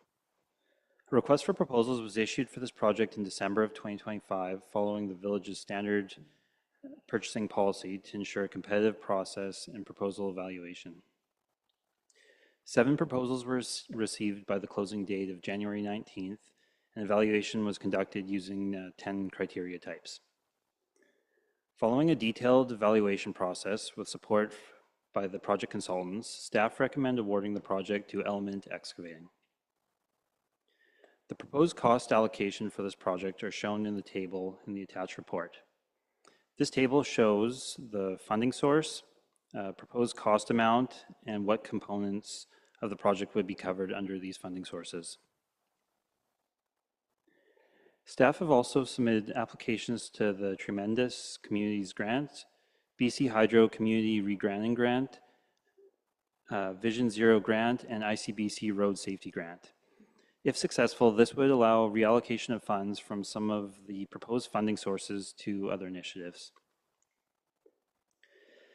The schedule that was submitted by Element Excavating's proposal includes a 15-week construction period with substantial completion prior to summer of this year. The next steps ensuring the schedule and its success would be coordination with the local businesses to minimize impacts during construction.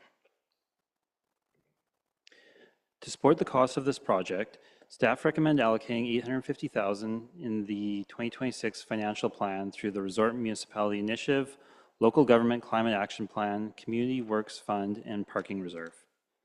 Value engineering would also be conducted after the project is awarded to explore options to reduce overall costs but keep the intended design goals. So the recommendation of this report is that the Lillooet West Streetscape Enhancements Project be awarded to Element Excavating Ltd. And that a budget of $850,000 be included in the 2026 financial plan. The recommendation you. Moved by Councillor Faccio, seconded by Councillor Jackson. Discussion.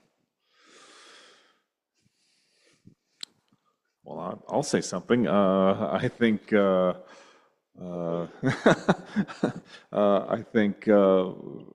really appreciate staff working hard to see if we can get this project done prior to the summer season. I know it says summer, that's technically June 21st. Hopefully it's a few weeks ahead of that.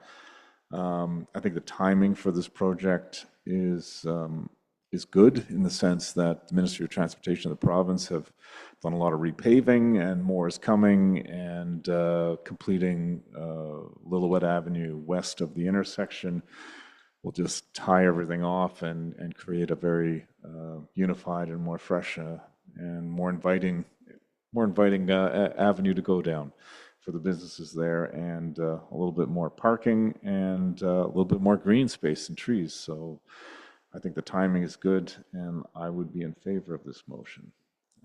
Councillor Schweinbenz. Thank you. Just a comment. I was thinking about this today because there's the West Broadway project in Vancouver. They're doing, I think, a cut and cover for the new subway down there, and a lot of businesses are really suffering because pedestrians don't have access.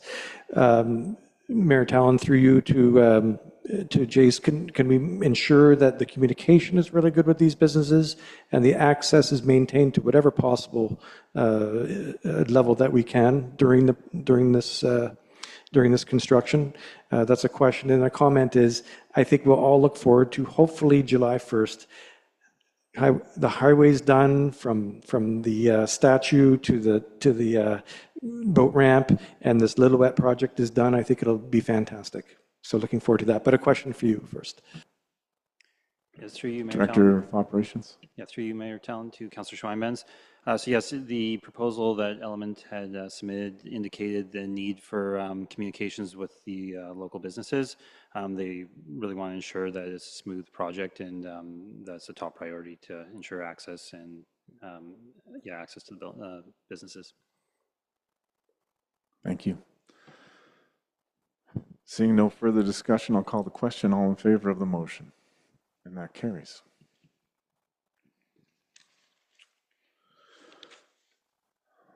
Item 15D is our Community Services Manager, wildlife-resistant waste bins. Over to you, Community Service Manager. Thank you, Mayor Talon. At the December 8th Committee of the Whole meeting, a resolution was passed by Council that staff be directed to report back regarding a multi-year phased-in plan for replacing current waste receptacles with wildlife-resistant options, including budget estimates. In attempts to reduce human-wildlife interactions, staff are recommending replacing mesh garbage bins with wildlife-resistant containers through a phased-in approach. Priority areas highlighted by Council and staff include McCombs Drive, Woods Park, and Spring Park. Staff are recommending that 5 bins be replaced in 2026, with the commitment to wildlife-resistant waste bins for all new purchases moving forward. Along with these replacements, staff will be conducting a complete inventory and monitoring the usage of public waste containers. There have been observed misuse of public waste bins in the past, with household waste and camping garbage being dropped off. Aside from adding attractants to these bins, this increases the volume of waste that our Public Works team is managing and the corresponding costs with collection and tipping fees. Staff will be looking at ways to streamline the locations and monitor these throughout the year, with the ongoing goal of reducing human-wildlife interactions. Further years' financial plans will include more replacements as deemed necessary by the Operations Department. Staff had previously reported that a wildlife-resistant garbage bin would cost approximately $3,300. This bin was the consistent style of the site furnishings that are currently being utilized throughout the village. Staff have found an alternative option, pictured in the report, that could be implemented at a lower cost of approximately $1,600 per bin. This would mean that replacing the 5 in 2026 would be an investment of approximately $8,000. So the recommendation is that staff include the purchase of 5 wildlife-resistant waste bins to replace wire mesh waste bins in the 2026 financial plan. Thank you. Moved by Councillor Vital, seconded by Councillor Jackson. Discussion on the motion. Councillor Vital. Thank you, Mayor Talon. Through you to our Community Services Manager, thank you for the report. I was the one that initially brought this issue forward after some, I think, justifiable concerns by some residents who were concerned during the active bear season where and individuals were actually disposing of household garbage, including, you know, leftover meat products and whatever. That was attracting the bears. So thank you for this. But just one question. You indicated the priority areas. Am I right to assume then that those areas will be initially where the bins will go? Is that correct? Community Services Manager. Thank you, Mayor Talon. Through you to Councillor Vital. There are more than 5 bins in those locations mentioned, but those will be where the 5 ones will be going for sure. That's where we will be working with the Public Works team and sort of doing a full assessment. We may be shifting some other locations around or sort of condensing how many are in various sites and monitoring closely on any kind of impacts that that might have. Thank you very much. Councillor Schweinbenz. Sorry, just a quick question. And first of all, I wanted to thank council and staff for embracing this wildlife-resistant ethos. and I think it's really important. Question, though, perhaps for Director of Operations, for each of these bins, do we need to install a cement base for them? And would that add to the cost per unit? Or Director of Operations. Thank you. Yeah, it depends on the location. Some like are ideal to have like a concrete base, or you could even go on like pavers. Some can just be placed just where they are. Thank you, Director of Operations. Seeing no further questions, I'll call the vote. All in favor, and that carries. Takes us to 16A on our agenda, report from planning consultant. Mr. Cossey, over to you. Thank you, Your Worship. This is dealing with an application at 469 Naismith Avenue. The applicant wishes to rezone their property from an R1 to an R2 zone, as the R2 zone is the only zone that allows for the use of a coach house. Coach houses, sometimes referred to as laneway homes, carriage homes, are small, self-contained dwellings typically located on the same property as the principal residence. They are often built in the backyard or above a garage, and they are offering a unique blend of privacy and proximity to the main building. Local governments across British Columbia have introduced or have in place zoning regulations to allow coach homes in residential neighborhoods. Harrison Hot Springs is no exception. Within the village's zoning bylaw, the R2 residential duplex zone allows for the placement of either an accessory residential suite or a coach house, but not both. In either situation, the additional suite can serve as rental accommodation, space for an extended family, or even downsizing options for the homeowners. When we're looking at the site, as we mentioned earlier, it's at 469 Naismith Avenue. The site is currently serviced and has one single-family dwelling and a two-car garage on site. The site is located adjacent to a collector road that moves traffic in a west to east direction. The site is surrounded by R1 uses and backs onto an R2 site. The site is predominantly surrounded by single-family dwellings. With regards to the OCP designation, it's already designated as a low-density residential area, so we do not need to do an amendment to the official community plan. However, when you look at the map on page 1110 of your agenda, you'll see that the back part of the property backs onto the Miami Creek. So this means that it's located within the riparian area protections area development permit area. So if the application is successful from the rezoning side of things, they still have to come back to the table once they get a development permit in place. As a general rule, a zoning bylaw is adopted after a public hearing that has been held. However, in this case, I draw your attention to the following, specifically paragraph 3, noted below under section 464 of the Local Government Act. A local government must not, and that is my underlining of must not, hold a public hearing on a proposed zoning bylaw if an official community plan is in effect. So you can see this criteria is all here, and this application meets all of this criteria. So as we cannot hold a public hearing, we must adhere to the following provincial regulations as outlined in section 467 of the Local Government Act, which is noted on page 108 of the agenda package for your reference. And with that, Your Worship, the staff is recommending that zoning amendment bylaw number 1237-2026 be introduced and given first reading, and that zoning amendment bylaw number 1237-2026 be given second reading, and that staff be directed to proceed with publishing a notice of public hearing prohibited pursuant to section 464(3) of the Local Government Act. Moved, recommend first reading, Your Worship.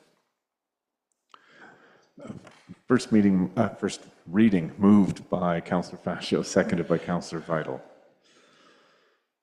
We'll go on to the second part of this. The next part, motion that this zoning amendment bylaw 1237 be given second reading. Is there a mover to that? Moved by Councillor Jackson, seconded by, I'm sorry, CEO Cook.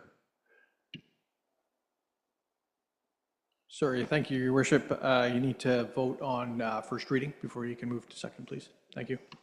And I promised that we would be less bumpy and smooth out our procedures earlier tonight. I guess that's... all in favor, call the vote, all in favor of first reading. And that carries. And now returning to the motion for second reading, Councillor Jackson moved, seconded by Councillor Schweinbenz. Discussion on second reading motion. Seeing none, I'll call the vote, all in favor. And that gets second reading. And the last part of the motion is directing staff to publish notice of public hearing prohibition pursuant to 4643 of the Local Government Act. A motion to that effect. Moved by Councillor Jackson, seconded by Councillor Vital. Discussion on that. While I do have a question for perhaps Mr. Cossey. While we're prohibited from having a public hearing, and we have to tell everyone we can't have a public hearing, which is a curiosity, that doesn't prohibit anyone in the village or anyone with an interest in this from writing council or the village expressing their views on this matter. Is that correct? That is correct, Your Worship. All right. Any other discussion on this motion? Councillor Schweinbenz? On that point, Mayor Tallon, maybe a question for Mr. Cossey as well. Do we need to at least inform by letter to the neighbors and within 30 meters or anything like that for this development? No, Your Worship, you don't have to do that because you're doing the notice of a public hearing being prohibited. That will go into the local newspaper. And you can put it up out on your display walls as you see fit. Okay. Does that answer your question, Councillor? Because it's just more than just the 30 meters, if I may say. It's the entire village. We have to let the entire village know.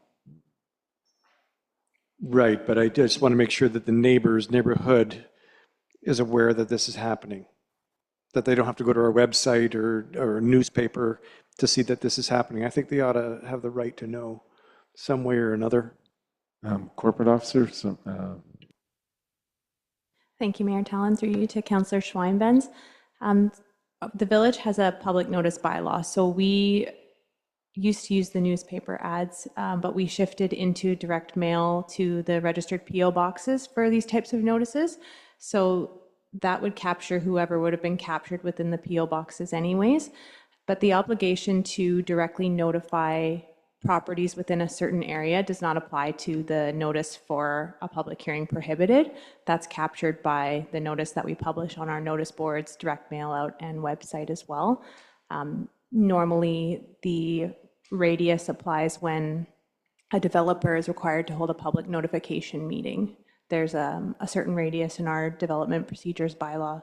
I can't recall off the top of my head, but that's normally when the applicant holds their own meeting, there's a requirement in there for them to notify within a certain distance.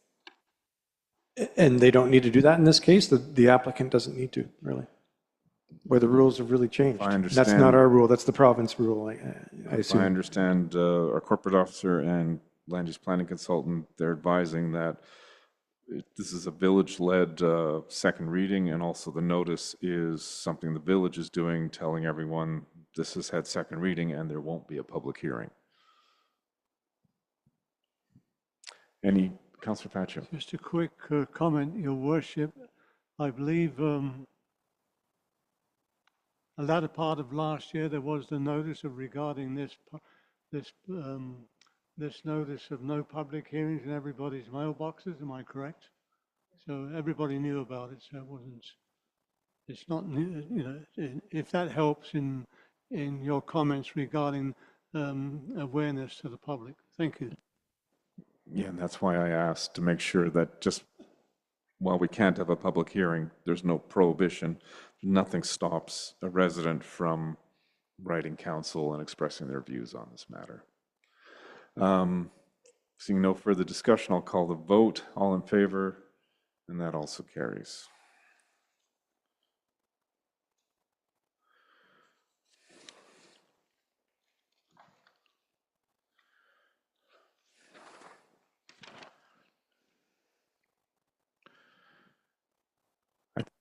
Oops, I think we're back to you, Mr. Cossey, for item B and 16, planning consultant on amenity cost charges bylaw. Thank you, Your Worship. Amenity cost charges are designed to cover a portion of the capital costs associated with the need for additional local services arising from the approval of various development applications. In the fall of 2023, the province introduced the bill, Bill 46, 2023, Housing Statutes Development Financing Amendment Act. The amendments in this act came into effect on November 30th, 2023, and one of the changes included the introduction of the amenity cost charges financing tool. The community amenity contributions concept that was utilized by municipalities across British Columbia was taken out and replaced with the ACC issue. So we first were introduced to the concept with a report reviewed by Council on May 5th, 2025, and during a December 8th, 2025 Committee of the Whole meeting, Council members were invited to share initial ideas on how an ACC program could be used locally in Harrison Hot Springs. The comments received are outlined in the recommendations of the report and broken off into the categories of A to H. The comments reflected Council's input and have been organized into the theme areas, and as you can go down them, you can add or delete as you see fit still at this particular point in time. And what we've also done for your information is we've done a comparison in this report of what an ACC bylaw does versus a development cost charges bylaw. You'll see that there are some differences. For example, the Inspector of Municipalities is not required to sign off on the ACC bylaw, but whereas he or she has to sign off on the DCC bylaw. There is no need for consultation with the DCC bylaw, but there is a need to have community consultation with the ACC bylaw. And you'll also notice that there is an annual report required with your ACC bylaw, but not for your DCC bylaw. And then we've on the next page, we've got the introduction of the capital costs and how that works out at the top of the page 113 there. You can see the criteria A to F. So with that, Your Worship, we're recommending that Council accept the following as a part of the village's new amenity cost charges bylaw framework. And if this is accepted by Council tonight, then our next step is for staff to go out and get these capital costs and start creating an ACC bylaw to bring back to this table for discussion and eventually get it out into the community. So as I mentioned, the recommendation is that Council accept the following as a part of the village's new amenity cost charges bylaw framework. You see we've got it category A, safety and emergency services, B, parks, recreation and trails, C, community facility and public spaces, D, housing, E, health and social well-being, F, environment and urban forest, G, infrastructure and utilities, and H is land and property.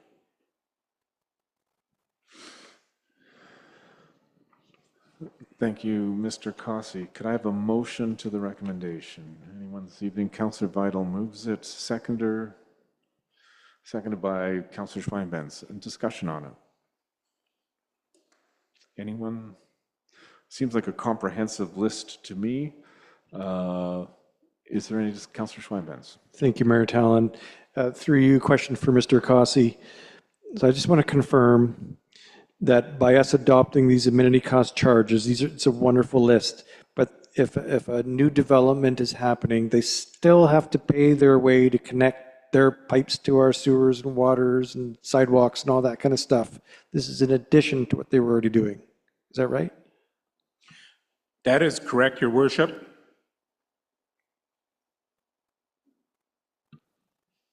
Councillor Vital. Thank you, Mayor Tallon. I just make note under the cost charges framework, under C, the fourth bullet says Civic Center on overflow parking lot. Given our discussion tonight with a, conceptual, I'm wondering if we should maybe just list it as Civic Center and Hub, not indicating any specific location.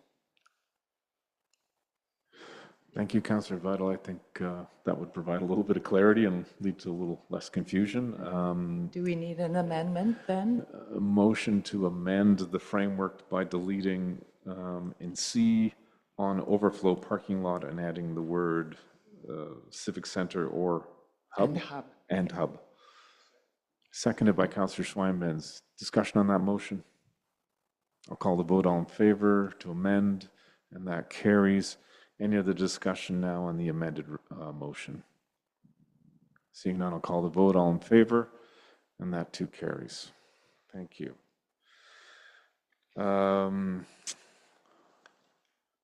New business. Is there any new business tonight? I don't believe so. Takes us to section 18, notices of motion.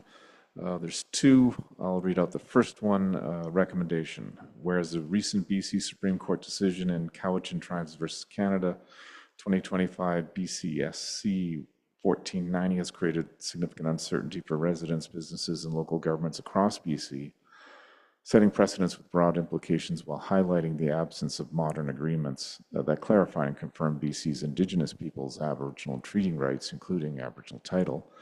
And whereas local governments were not involved in the negotiations preceding the court decision, leaving their interests unaddressed, and whereas modern treaties that clarify and confirm these rights would benefit all communities in BC, therefore be it resolved that UBCM call on the province of BC to pursue the completion of modern treaties with BC's Indigenous peoples that clarify and confirm their treaty and Aboriginal rights, including Aboriginal title, and that UBCM call on the province of BC to commit to consulting affected local governments on draft agreements that might impact the delivery of municipal services, the jurisdictions, authorities, and/or interests of local governments prior to the province of BC considering the ratification of these modern agreements or treaties so that local government interests can be considered and addressed appropriately.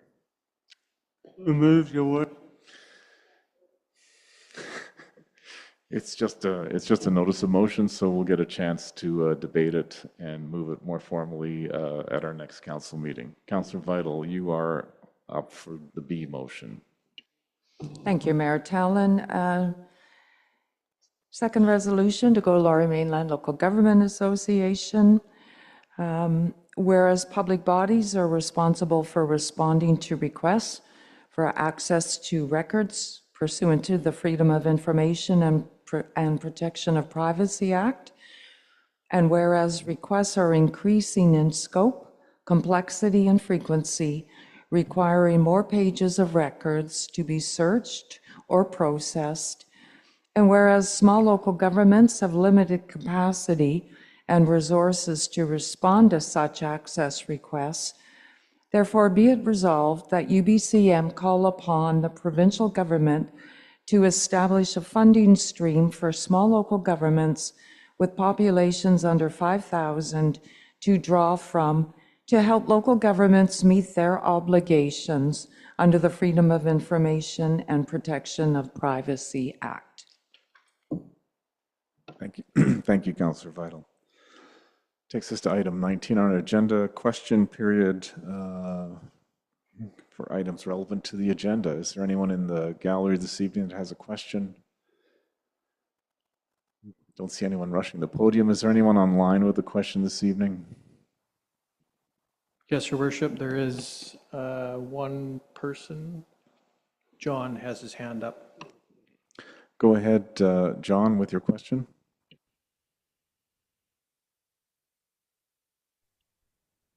Good evening, Mr. Mayor. John Allen, 398 Hot Springs Road. I'm intrigued by the announcement that you're negotiating with the school board. My question relates to the fact that in 1983, I secured the Firehall Park during the Wask subdivision debacle as future parkland. And I'm very concerned that you're now contemplating destroying that park, as you did destroy the Miami Slough Woodland Park across from the fire hall. And so I'm quite concerned about the reverence or lack of reverence that you show for the official community plan, which has designated that as parkland, and the people around it are enjoying it as part of their green space in the village of Harrison Hot Springs. But my main question comes to the issue of the number of school children educated at our excellent Harrison School, and many of those are actually resident in the village. When I reconfigured the 1983 Wask subdivision, I provided pathways radiating from the school throughout that area in the anticipation that there would be families with school children, and I wanted them to walk to school without having to cross a public road or traffic. But as it has transpired, the whole north area of the village seems to be occupied by retirees with no children. And in fact, the families that do have children appear to be located in the south part of the village.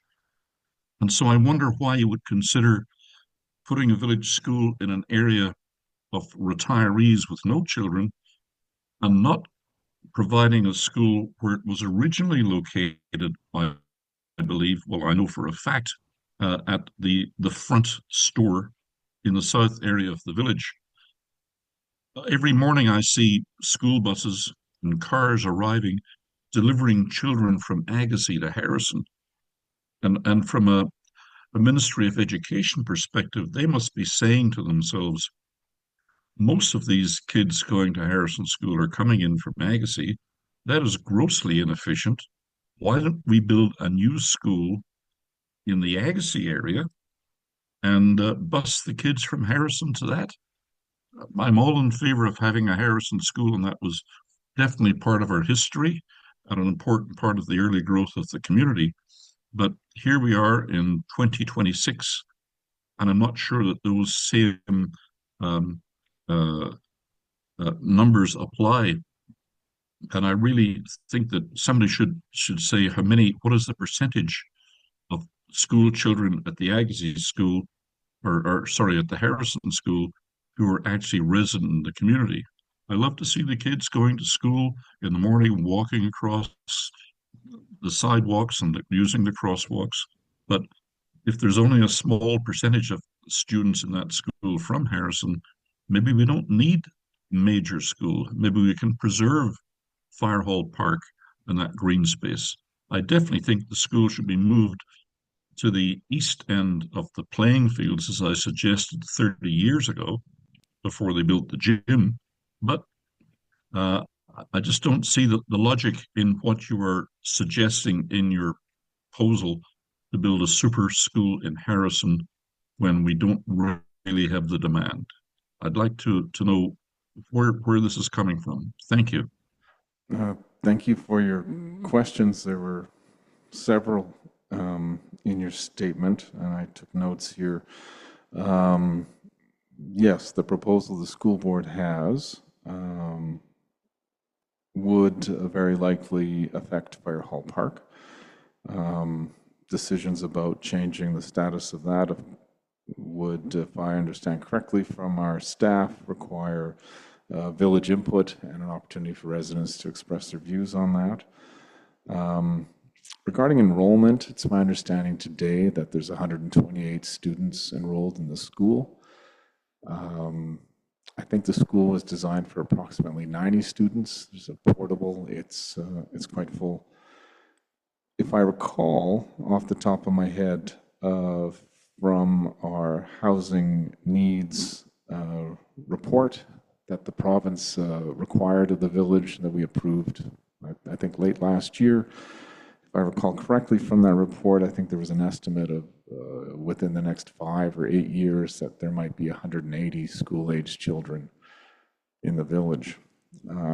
All those things point to a 75-year-old school that has served the village very well for many years, maybe reaching the end of its capacity and its limits.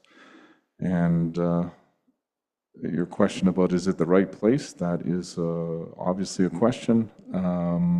And we hope to have a lot of public input and open houses and hear suggestions from residents and others on where might be the best location and how to mitigate any effects to Fire Hall Park, or if Fire Hall Park is affected, what are we going to do to replace it? I think Councillor Schweinben spoke of finding a way to replace the trees or replace that park area. So lots of good questions. Appreciate the questions.